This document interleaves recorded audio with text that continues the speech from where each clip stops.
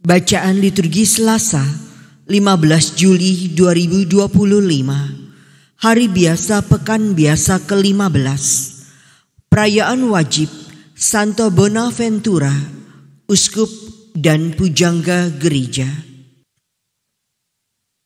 Bacaan dari Kitab Keluaran. Waktu umat Israel ditindas di Mesir, ada seorang pria dari suku Lewi yang kawin dengan seorang wanita dari suku yang sama. Wanita itu mengandung dan melahirkan seorang anak laki-laki.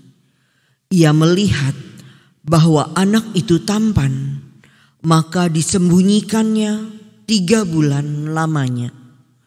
Tetapi ia tidak dapat menyembunyikannya lebih lama lagi. Maka diambilnya sebuah peti pandan dan dipakainya dengan gala-gala danter. Lalu diletakkan bayi itu di dalamnya dan ditaruhnya peti itu di tengah-tengah Teberau di tepi sungai Nil. Kakaknya perempuan berdiri di tempat yang agak jauh untuk melihat apakah yang akan terjadi dengan bayi itu. Maka datanglah putri Firaun untuk mandi di sungai Nil. Sedang dayang-dayangnya berjalan-jalan di tepi sungai. Maka terlihatlah oleh putri Firaun peti di tengah-tengah Teberau itu. Ia menyuruh seorang hambanya untuk mengambilnya. Ketika peti itu dibuka, dilihatnya seorang bayi yang menangis. Maka ibalah hatinya dan ia berkata, "Tentulah ini bayi orang Ibrani." Lalu bertanyalah kakak anak itu kepada putri Firaun, "Maukah tuan putri agar kupanggilkan seorang inang penyusu dari kaum Ibrani untuk menyusui bayi itu bagi tuan putri?" Sahut putri Firaun kepadanya, "Baiklah." Lalu pergilah gadis itu memanggil ibu bayi itu. Maka berkatalah putri Firaun kepada ibu itu, "Bawalah bayi ini dan susuilah dia bagiku, maka aku akan memberi upah kepadamu." Kemudian ibu itu mengambil bayinya dan menyusui dia.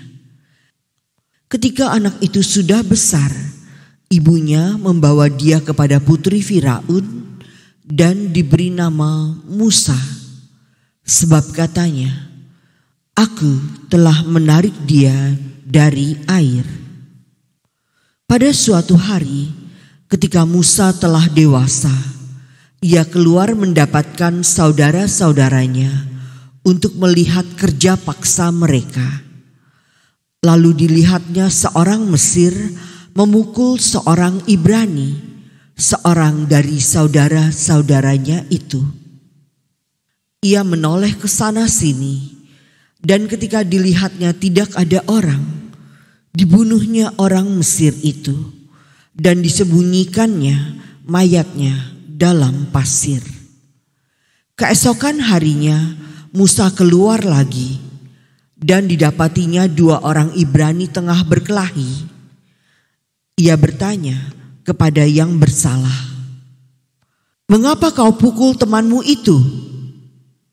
Jawab orang itu, "Siapakah yang mengangkat engkau menjadi pemimpin dan hakim atas kami? Apakah engkau bermaksud membunuh aku? Sama seperti engkau telah membunuh orang Mesir itu."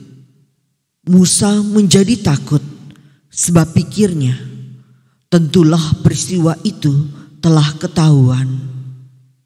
Ketika Firaun mendengar tentang peristiwa itu, ia berikhtiar membunuh Musa. Tetapi Musa melarikan diri dari hadapan Firaun dan tiba di tanah Midian. Demikianlah sabda Tuhan. Syukur kepada Allah. Hai orang-orang yang rendah hati, carilah Allah, maka hatimu akan hidup kembali.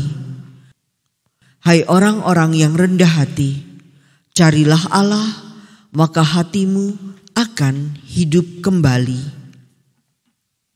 Aku tenggelam ke rawa yang dalam, tidak ada tempat bertumpu. Aku telah terperosok ke air yang dalam, gelombang pasang menghanyutkan daku. Hai orang-orang yang rendah hati, carilah Allah, maka hatimu akan hidup kembali. Tetapi aku berdoa kepadamu, ya Tuhan. Aku memohon pada waktu Engkau berkenan, ya Allah. Demi kasih setiamu yang besar, jawablah aku dengan pertolonganmu yang setia. Hai orang-orang yang rendah hati, carilah Allah, maka hatimu akan hidup kembali. Tetapi aku ini tertindas dan kesakitan, keselamatan daripadamu, ya Allah, kiranya melindungi aku. Aku akan memuji-muji nama Allah dengan nyanyian, mengagungkan Dia dengan lagu syukur. Hai orang-orang yang rendah hati, carilah Allah, maka hatimu akan hidup kembali. Lihatlah, hai orang-orang yang rendah hati, dan bersukacitalah. Biarlah hatimu hidup kembali, hai kamu yang mencari Allah. Sebab Tuhan mendengarkan orang-orang miskin, dan tidak memandang hina orang-orangnya yang ada dalam tahanan. Hai orang-orang yang rendah hati, carilah Allah, maka hatimu akan hidup kembali.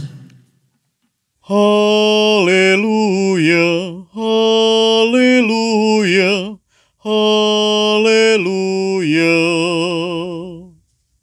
Hari ini janganlah bertegar hati, tetapi dengarkanlah sabda Tuhan. Haleluya, haleluya, haleluya. Inilah Injil suci menurut Matius. Dimuliakanlah Tuhan. Sekali peristiwa, Yesus mulai mengecam kota-kota yang tidak bertaubat. Meskipun di sana ia melakukan paling banyak mukjizat. Ia berkata, "Celakalah engkau Khorazim, celakalah engkau Betsaida. Karena jika di Tirus dan di Sidon terjadi mukjizat-mukjizat yang telah kulakukan di tengah-tengahmu, pasti sudah lama mereka bertobat dan berkabung. Tetapi aku berkata kepadamu, pada hari penghakiman, tanggungan Tirus dan Sidon akan lebih ringan daripada tanggunganmu. Dan engkau, Kapernaum, apakah engkau akan dinaikkan sampai ke langit? Tidak, engkau akan diturunkan sampai ke dunia orang mati.